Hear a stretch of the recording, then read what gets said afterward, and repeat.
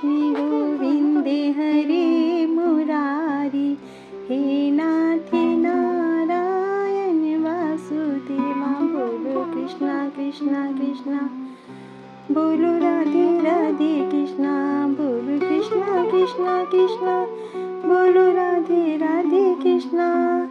सभी सनातन प्रेमियों को प्यार भरा नमस्कार। सनातन धर्म चैनल पर आप सबका बहुत बहुत स्वागत है। दोस्तों, आज मैं आपको राधा अष्टमी पर श्री राधे रानी की कथा सुना रही हूँ। जय श्री राधे, जय श्री श्याम। व्रज की गोपियों के हृदय में, ग्वाल बालों की टोली में और स्वयं श्री कृष्ण के अंतर में जो अद्वितीय, दिव्य और निर्मल प्रेम का स्वरूप है, वह है श्री राधा रानी। राधा जी केवल एक व्यक्ति नहीं, बल्कि वे स्वयं भक्ति और प्रेम की पराकाष्ठा है।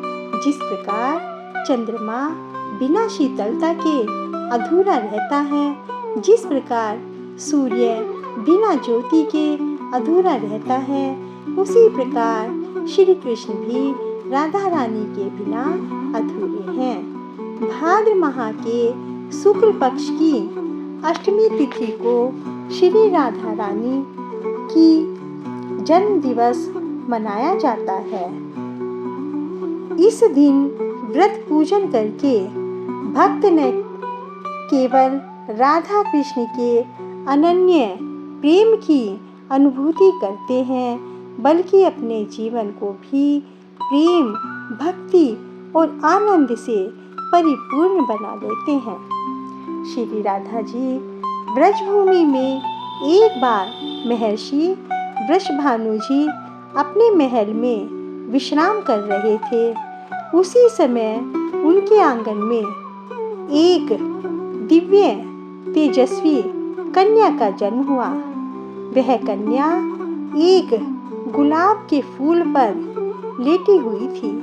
कन्या के जन्म के साथ ही पूरे महल में सुगंध, शांति और अलौकिक प्रकाश फैल गया। महल की सारी दासियां, सेविकाएं और नगरवासी आनंदित हो गए। सब लोग बहुत अधिक खुशी अनुभव कर रहे थे। लेकिन आश्चर्य की बात यह थी कि उस कन्या ने जन्म के समय अपनी आंखें बंद कर रखी थी। सब चिंतित हो गए। अरे, कन्या ने अभी तक नेत्र क्यों नहीं खोले?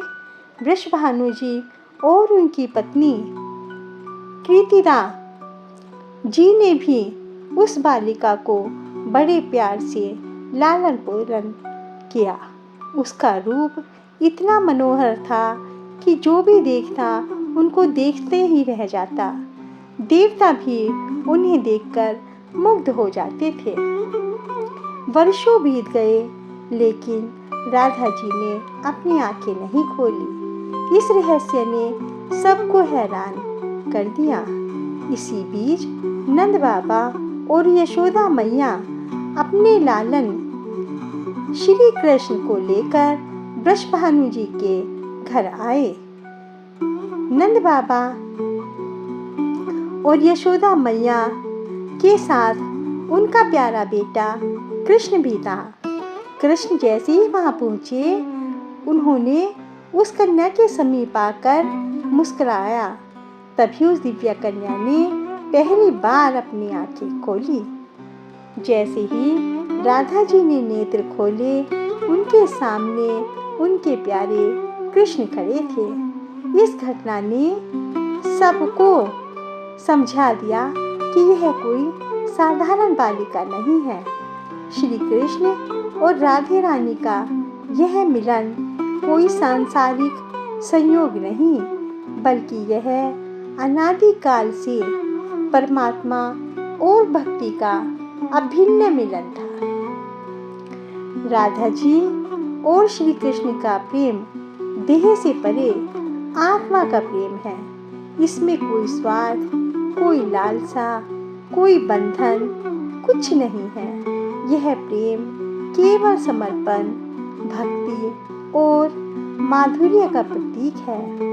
गोपियाँ श्री कृष्ण को चाहती थी, लेकिन राधा का प्रेम सबसे ऊंचा था। जब जब श्री कृष्ण बांसुरी बजाते, राधा जी का हृदय उस स्वर में डूब जाता।